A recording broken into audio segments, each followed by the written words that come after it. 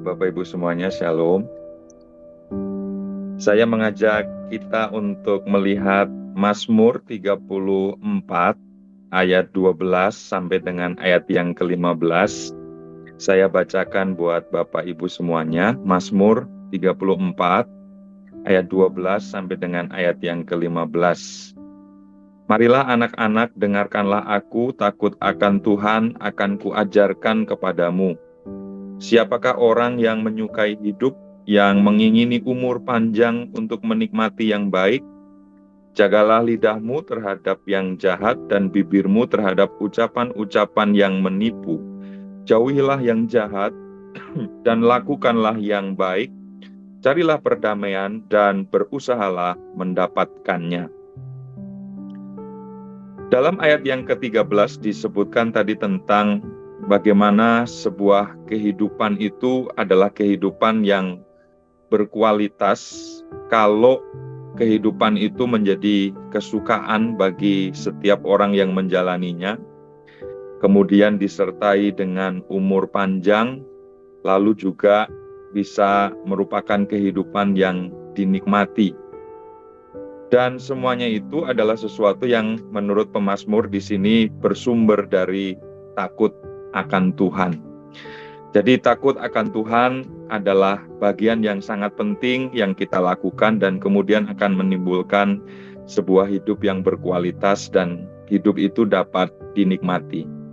Menarik karena Mazmur ini adalah Mazmur yang ditulis dalam keadaan di mana kehidupan justru nggak bisa dinikmati oleh penulisnya. Kalau kita lihat di dalam ayat yang pertama, Daud sedang berpura-pura tidak waras, berpura-pura gila.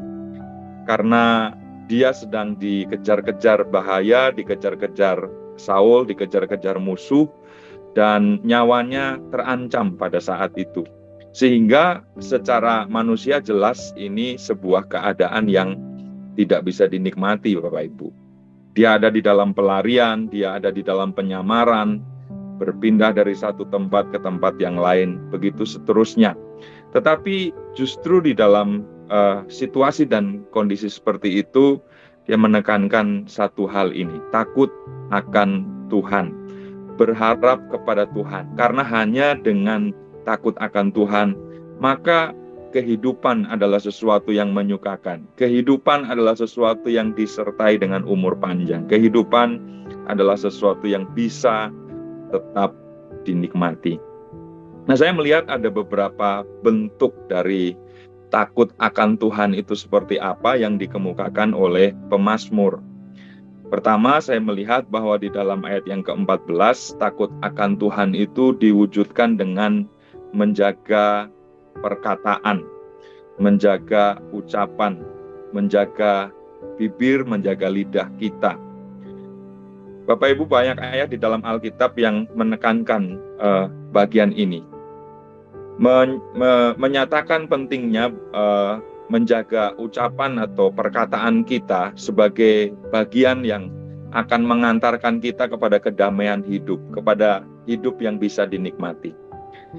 Banyak orang terlibat di dalam persoalan-persoalan yang besar di dalam dirinya, bukan karena masalah-masalah yang besar di mana, tapi berawal dari lost control, nggak bisa menjaga ucapannya, nggak bisa menjaga perkataannya. Ada orang-orang yang terlilit di dalam persoalan yang rumit, yang susah di dalam hidupnya, gara-gara apa? Salah ngomong, nggak bisa menjaga apa yang dia ucapkan. Tetapi dalam ayat yang ke-14 tadi dikatakan, jagalah lidahmu terhadap yang jahat dan bibirmu terhadap ucapan-ucapan yang menipu. Bapak Ibu, ucapan, perkataan, lidah, bibir kita adalah sesuatu yang harus diberikan di dalamnya itu rem, kekang, supaya kita bisa menjaga kehidupan yang berkualitas.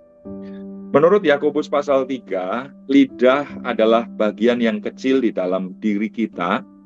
Kalau dibandingkan dengan keseluruhan tubuh kita, tentu prosentasenya itu adalah sesuatu yang sangat kecil. Tetapi bisa mempengaruhi keseluruhan.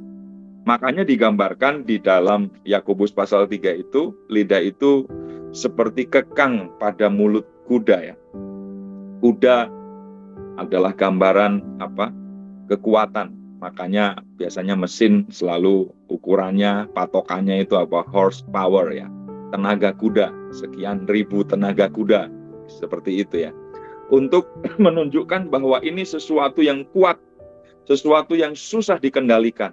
Tetapi kita tahu bahwa kalau kita naik kuda, kalau kita naik delman misalnya, kusirnya atau kita yang mengendarainya tidak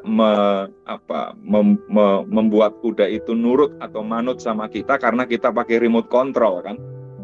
Tetapi karena ada kekang di mulut kuda itu. Kuda yang besar, kuda yang kuat, kuda yang sukar dikendalikan itu pada akhirnya tunduk, pada akhirnya bisa ditaklukkan oleh kekang itu.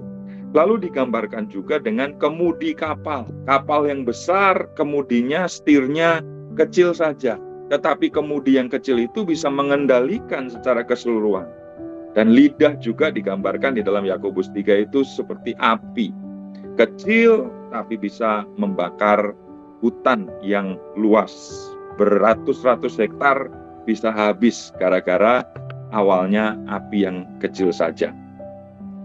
Kita pagi hari ini merenungkan apa yang dinyatakan di dalam ayat yang ke-14 tadi, menjaga lidah, menjaga mulut kita. Karena dengannya hidup yang damai, hidup yang berkualitas, hidup yang takut akan Tuhan, yang akan kemudian menjadi bagian yang bisa kita nikmati di dalam kehidupan kita. Bapak Ibu, Matius 12 ayat 34 menyebutkan bahwa apa yang kita ucapkan, apa yang kita omongkan adalah sesuatu yang meluap dari hati, gitu ya.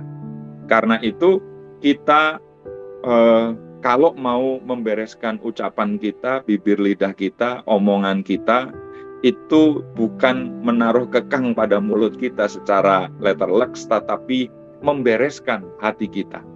Kalau hati kita adalah hati yang beres, hati yang takut akan Tuhan, tadi sumbernya, maka saya percaya kita juga adalah orang-orang yang diberikan kekuatan, hikmat, kemampuan untuk mengekang apa yang kita omongkan. Kita tahu persis kapan kita harus bicara. Kita juga tahu apa yang kita bicarakan, mana yang harus kita simpan, mana yang kita tidak bicarakan, mana yang selamanya mungkin lebih baik kita pendam saja. Karena kita tahu ketika kita omong itu, ketika kita bicara itu, mungkin banyak orang yang akhirnya malah tidak diberkati. Tetapi kita bisa memilah apa yang patut kita omongkan. Banyak jenis dosa karena lidah yang kita bisa sebut, Bapak Ibu. Lidah yang mengutuk, lidah yang memfitnah, lidah yang menggerutu, lidah yang memaki, dan banyak hal lain yang kita bisa sebutkan. Tetapi orang-orang yang menginginkan hidup yang berkualitas, hidup yang takut akan Tuhan, hidup yang kemudian bisa dinikmati adalah dengan menjaga ucapannya. Hal yang berikutnya yang kita bisa lihat dari ayat 15 adalah bahwa hidup yang berkualitas, hidup yang takut akan Tuhan itu adalah hidup yang bisa dijaga dengan tindakan kita. Di dalam ayat 15 dikatakan, jauhi yang jahat, tetapi lakukanlah yang baik. Perilaku kita yang jahat, tindakan kita yang jahat, sebenarnya lebih banyak sering merupakan hasil penularan dari pergaulan kita yang keliru, pergaulan kita yang buruk. Karenanya Alkitab berkata, pergaulan yang buruk merusakkan kebiasaan yang baik. Sebenarnya kita adalah orang-orang yang melakukan hal-hal yang baik sebagai kebiasaan di dalam diri kita. Tetapi kita tidak menjaga dengan siapa kita bergaul, tidak menjaga dengan siapa kita berteman. Dalam artian orang-orang, teman-teman yang mempengaruhi kehidupan kita kemudian. Sehingga ketika kita ternyata terjebak dalam pergaulan yang buruk, maka kita juga ketularan, mendapatkan bagian dari kebiasaan-kebiasaan yang buruk itu. Sehingga apa yang baik yang sudah kita bangun, apa yang baik yang sudah kita usahakan, upayakan dalam perjalanan kekristenan kita itu akhirnya tercemari, terkamiri, dan kebiasaan-kebiasaan baik itu kita tinggalkan.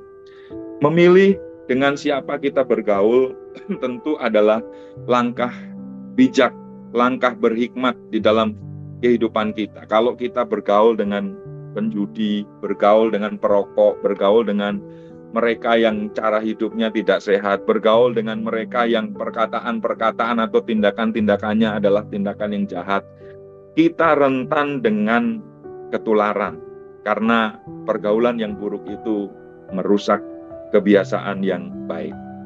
Jauhi yang jahat, selektif memilih siapa yang mempengaruhi kehidupan kita, selektif dengan siapa yang bisa saja membuat hal-hal buruk itu masuk di dalam kehidupan kita. Tentu kita bisa berteman dengan siapapun, kita bisa memperbanyak orang-orang dalam lingkungan relasi kita, tetapi sekali lagi, orang yang berpengaruh kepada kita adalah orang-orang yang tentu kita batasi jumlahnya. Kita harus tahu persis apa yang dia bisa sampaikan kepada kita sebagai pengaruh. Kalau itu adalah pengaruh buruk, tentu kita menjauhi orang-orang sedemikian. Jauhi yang jahat ternyata adalah langkah yang belum cukup, karena menjaga tindakan kita juga harus kita lakukan dengan melakukan yang baik. Jauhi yang jahat, tetapi secara positif kemudian lakukanlah yang baik. Melakukan yang baik, terus membiasakan hal-hal yang positif, mengerjakan bagian-bagian yang penting, yang berguna, yang dengannya kemudian kita bisa menikmati hidup kita. Jauhi hal-hal yang buruk, pengaruh-pengaruh jelek di dalam kehidupan kita, dan kemudian lakukanlah yang baik. Kalau bersekutu setiap pagi, merenungkan firman Tuhan, melayani Dia, mengerjakan hal-hal yang terbaik untuk keluarga kita, menyatakan kasih kepada sesama yang membutuhkan, tindakan-tindakan apapun yang baik yang sudah kita lakukan selama ini adalah hal yang sudah kita kerjakan. Kita tingkatkan itu, kita lakukan lagi, kita lakukan terus, dikerjakan dengan konsisten, sehingga hal-hal yang baik itu akan membuat kita memiliki perpendaharaan, perbuatan-perbuatan yang baik, ketimbang perbuatan-perbuatan yang buruk yang bisa saja membuat hidup kita tidak kita nikmati. Berikutnya yang terakhir adalah menjaga perdamaian. Masih dari ayat yang ke-15, usahakanlah perdamaian. Carilah perdamaian. Berdamailah dengan keadaan. Berdamailah dengan diri sendiri. Berdamailah dengan kondisi yang terjadi di dalam kehidupan kita. Bapak Ibu, damai sejahtera adalah sesuatu yang menjadi hasil relasi dua hubungan ini. Pertama adalah hubungan dengan diri kita sendiri. Kita tidak akan mendapatkan damai sejahtera di dalam diri kita kalau kita tidak bisa berdamai dengan diri kita sendiri. Kita tidak bisa berdamai dengan pihak lain kalau kita belum bisa berdamai dengan diri kita sendiri. Ada orang-orang yang masih saja mengutuki dirinya, masih saja menganggap bahwa dirinya tidak berharga, masih saja menganggap bahwa nggak ada gunanya dia hidup, dan seterusnya. Sehingga akhirnya relasi dengan orang lain pun adalah relasi yang buruk, tidak dipenuhi dengan damai sejahtera. Bagaimana mungkin dia bisa mendapatkan damai sejahtera dengan orang lain kalau dengan dirinya sendiri saja dia adalah orang yang tidak bisa berdamai. Berdamai dengan diri sendiri, apa yang terjadi pada masa lalu kita terima, syukuri, berterima kasih kepada Tuhan.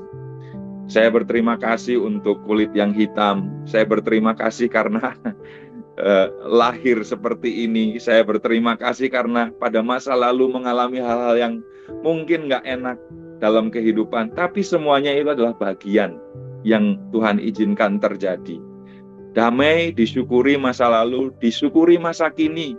Apa yang Tuhan percayakan, apa yang Tuhan berikan, biarlah semuanya itu juga adalah sesuatu yang kita syukuri.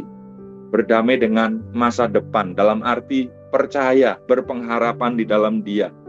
dijamin oleh Tuhan. Kalau kita berdamai dengan diri sendiri, maka kemudian langkah kita untuk menjalin damai sejahtera dengan semua orang, kita akan bisa lakukan dan kerjakan. Roma 12 ayat 18, Ibrani 12 ayat 14. Kalau itu bergantung kepada kita, usahakanlah perdamaian dengan semua orang. Hiduplah dengan damai sejahtera dengan semua orang. Kalau kita menjaga ketiga hal itu, menjaga ucapan kita, menjaga mulut dan bibir kita, menjaga tindakan-tindakan kita, tingkah laku kita, menjaga damai sejahtera dengan diri sendiri, dengan orang lain, maka kehidupan kita adalah kehidupan yang bisa kita nikmati.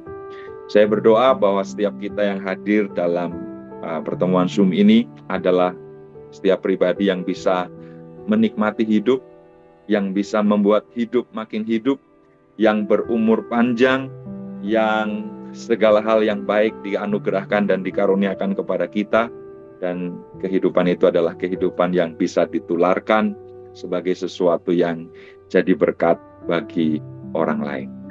Kiranya Tuhan memberkati setiap kita.